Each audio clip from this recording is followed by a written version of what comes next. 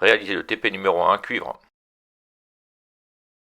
Le but de ce TP est de réaliser une manchette en cuivre et d'apprendre à réaliser des collets battus. En haut de la feuille, vous allez avoir la matière d'œuvre nécessaire. Vous allez avoir besoin de 140 mm, c'est-à-dire 14 cm de tube de cuivre de 14, un écrou en 1/2 14 et un autre écrou en 3/4 14. La difficulté de ce TP est que vous avez une cote imposée entre les deux écrous.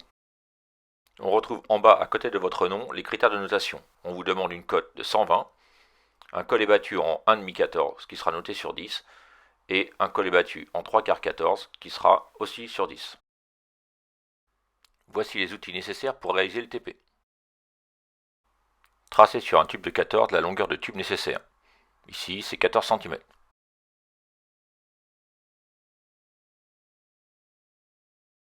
Coupez la longueur nécessaire avec un coupe-tube. Attention à bien placer le tube dans les molettes.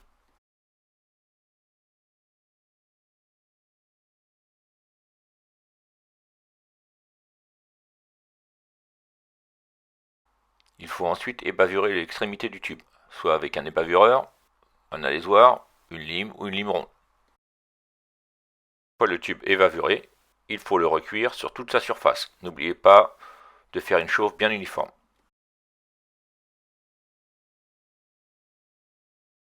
On va maintenant déterminer la hauteur du premier collet battu. Ici, il faut mesurer le diamètre intérieur de l'écrou, moins le diamètre du tube, plus 1 divisé par 2. Le diamètre intérieur de l'écrou est de 24, moins 14, ça fait 10, plus 1, 11, ce qui nous fait un collet battu de 5,5 mm de haut.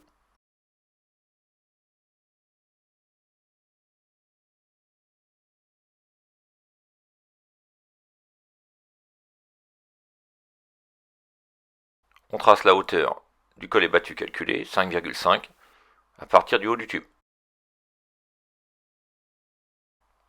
On prend une matrice, on repère le diamètre 14, et on place la cote de 5,5 au ras du cône dans la matrice.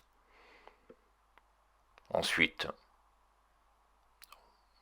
on ferme bien la matrice, on la serre. Voilà, attention à bien la serrer pour que le tube ne descende pas lors de la frappe. Et on va réaliser l'évasement du collet battu avec le marteau à garnir. On prend bien la matrice dans sa main, avec les deux doigts qui restent, on tient la toupie, et on vient frapper légèrement pour évaser le tube, de façon à ce qu'il épouse parfaitement la forme du cône.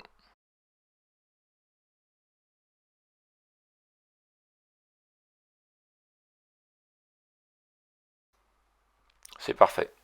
On va maintenant retourner le tube dans la matrice et placer le début du cône au ras du plat de la matrice.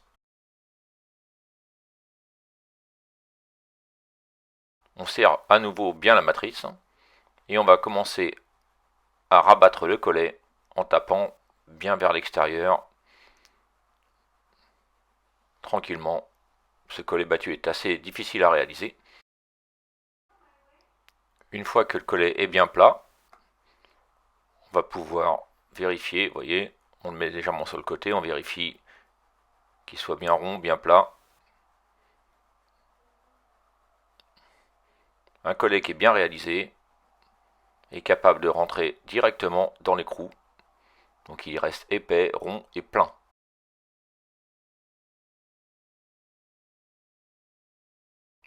On va maintenant calculer la hauteur du second collet battu. Ici, l'écrou est un écrou de 1/2 14. Alors pour calculer la hauteur du collet, il nous faut le diamètre intérieur de l'écrou, moins le diamètre du tube, plus 1, divisé par 2. Le diamètre intérieur de l'écrou est de 18, moins 14, ce qui nous fait 4, plus 1, 5, divisé par 2, qui nous fait une hauteur de 2,5 mm. Maintenant qu'on a cette information, on retourne sur le TP. On voit que la cote qui est notée est une cote à 120 mm, c'est-à-dire 12 cm. Si on faisait directement le collet battu, on aurait une cote qui serait beaucoup trop grande. Donc maintenant, on va repérer la cote finale, les fameux 12 cm. Ça y est. Et on va ajouter à cette cote finale de 12 cm les 2,5 mm du collet qu'on a calculé.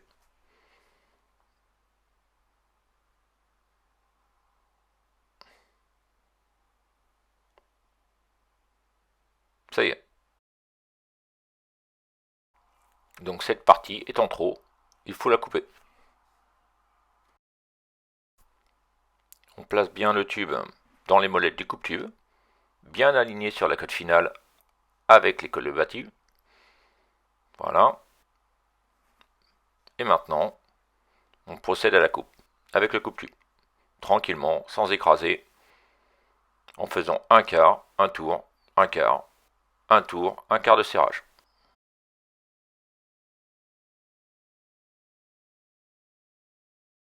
Une coupe au coupe-tube fait une bavure importante, donc on prend un alésoir ou une lime et on enlève la bavure.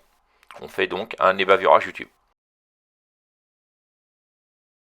On recuit à nouveau en faisant une chauffe bien uniforme tout autour du tube. On n'oublie surtout pas de refroidir le tube et on repère maintenant la cote souhaitée du collet battu à 2,5 mm. 2,5 mm, c'est pas beaucoup. Voilà, c'est fait. Alors, étape extrêmement importante lorsqu'on fait une manchette, on n'oublie pas de mettre les deux écrous et en plus dans le bon sens. On va maintenant placer le tube, comme tout à l'heure, dans la matrice, dans le tube de 14.